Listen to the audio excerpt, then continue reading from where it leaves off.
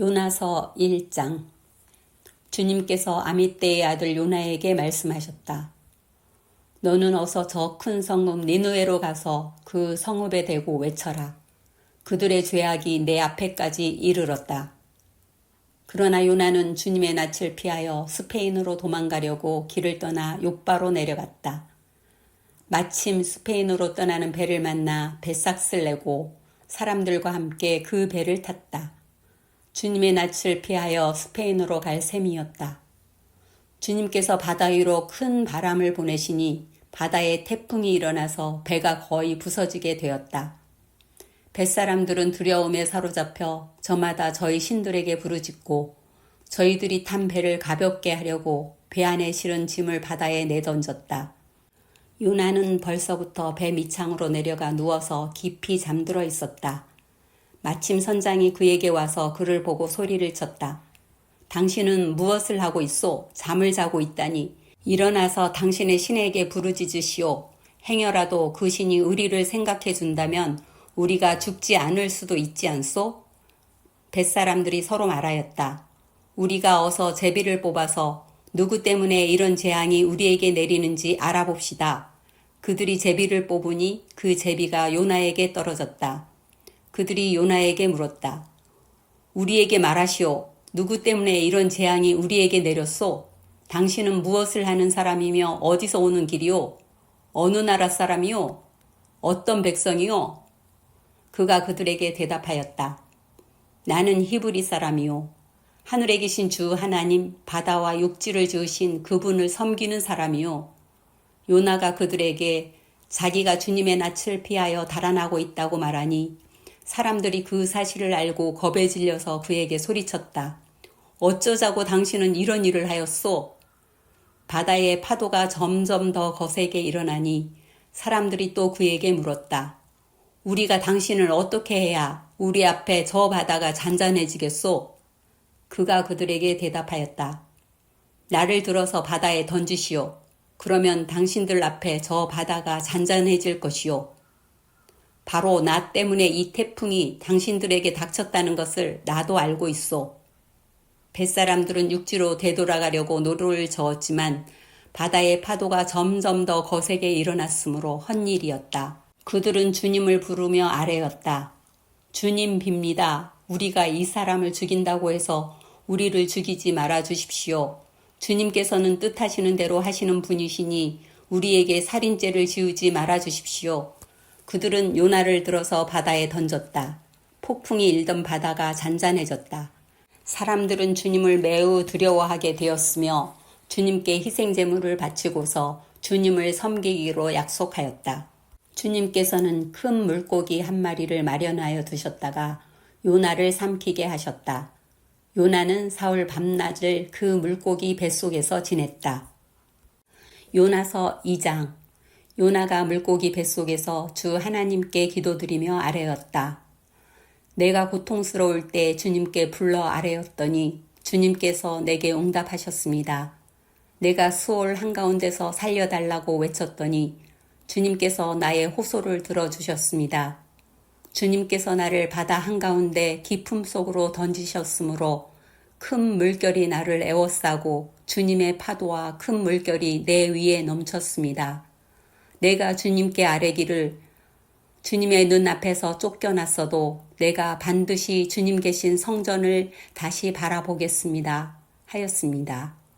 물이 나를 두르기를 영혼까지 하였으며 기품이 나를 에워쌌고 바다풀이 내 머리를 휘감았습니다.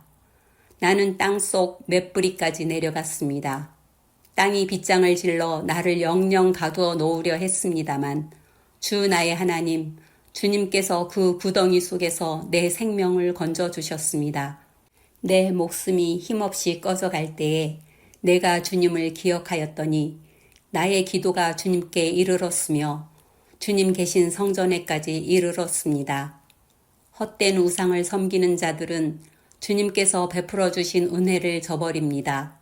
그러나 나는 감사의 노래를 부르며 주님께 희생제물을 바치겠습니다. 서원한 것은 무엇이든지 지키겠습니다. 구원은 오직 주님에게서만 옵니다. 주님께서 그 물고기에게 명하시니 물고기가 요나를 뭇에다가 뱉어냈다. 요나서 3장. 주님께서 또다시 요나에게 말씀하셨다. 너는 어서 저 큰 성읍 니느웨로 가서 이제 내가 너에게 한 말을 그 성읍에 외쳐라. 요나는 주님께서 말씀하신 대로 곧 길을 떠나 니느웨로 갔다. 니느웨는 둘러보는 데만 사흘길이나 되는 아주 큰 성읍이다. 요나는 그 성읍으로 가서 하룻길을 걸으며 큰 소리로 외쳤다. 40일만 지나면 니느웨가 무너진다. 그러자 니느웨 백성들은 하나님의 말씀을 믿고 금식을 선포하고 그들 가운데 가장 높은 사람으로부터 가장 낮은 사람에게 이르기까지 모두 굵은 베옷을 입었다. 이 소문이 니느웨의 왕에게 전해지니 그도 임금의 자리에서 일어나 걸치고 있던 임금의 옷을 벗고 굵은 베옷을 입고 잿더미에 앉았다. 왕은 니느웨 백성에게 다음과 같이 선포하여 알렸다.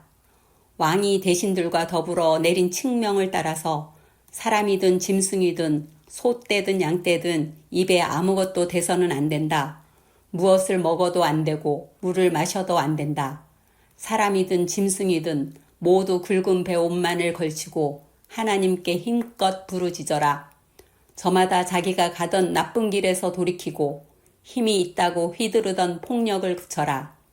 하나님께서 마음을 돌리고 노여움을 푸실지 누가 아느냐. 그러면 우리가 멸망하지 않을 수도 있다. 하나님께서 그들이 뉘우치는 것, 곧 그들이 저마다 자기가 가던 나쁜 길에서 돌이키는 것을 보시고 뜻을 돌이켜 그들에게 내리시겠다고 말씀하신 재앙을 내리지 않으셨다. 요나서 4장. 요나는 이 일이 매우 못마땅하여 화가 났다. 그는 주님께 기도하며 아뢰었다. 주님, 내가 고국에 있을 때 이렇게 될 것이라고 이미 말씀드리지 않았습니까? 내가 서둘러 스페인으로 달아났던 것도 바로 이것 때문입니다. 하나님은 은혜로우시며 자비로우시며 좀처럼 노하지 않으시며 사랑이 한없는 분이셔서 내리시려던 재앙마저 거두실 것임을 내가 알고 있었기 때문입니다. 주님, 이제는 제발 내 목숨을 나에게서 거두어 주십시오. 이렇게 사느니 차라리 죽는 것이 낫겠습니다. 주님께서는 내가 화를 내는 것이 옳으냐 하고 책망하셨다. 요나는 그 성읍에서 빠져나와 그 성읍 동쪽으로 가서 머물렀다. 그는 거기에다 초막을 짓고 그 그늘 아래에 앉았다. 그 성읍이 어찌 되는가를 볼 셈이었다. 주 하나님이 박넝쿨을 마련하셨다. 주님께서는 그것이 자라올라 요나의 머리 위에 그늘이 지게 하여 그를 편안하게 해주셨다. 박넝쿨 때문에 요나는 기분이 무척 좋았다. 그러나 다음 날 동이 틀 무렵 하나님이 벌레를 한 마리 마련하셨는데 그것이 박넝쿨을 쏠아버리니 그 식물이 시들고 말았다. 해가 뜨자 하나님이 찌는 듯이 뜨거운 동풍을 마련하셨다. 햇볕이 요나의 머리 위로 내리쬐니 그는 기력을 잃고 죽기를 자청하면서 말하였다. 이렇게 사느니 차라리 죽는 것이 더 낫겠습니다. 하나님이 요나에게 말씀하셨다. 박넝쿨이 죽었다고 내가 이렇게 화를 내는 것이 옳으냐? 요나가 대답하였다. 옳다뿐이겠습니까? 저는 화가 나서 죽겠습니다. 주님께서 말씀하셨다. 내가 수고하지도 않았고 내가 키운 것도 아니며 그저 하룻밤 사이에 자라났다가 하룻밤 사이에 죽어버린 이 식물을 내가 그처럼 아까워하는데 하물며 좌우를 가릴 줄 모르는 사람들이 12만 명도 더 되고 짐승들도 수없이 많은 이 큰 성읍 니느웨를 어찌 내가 아끼지 않겠느냐.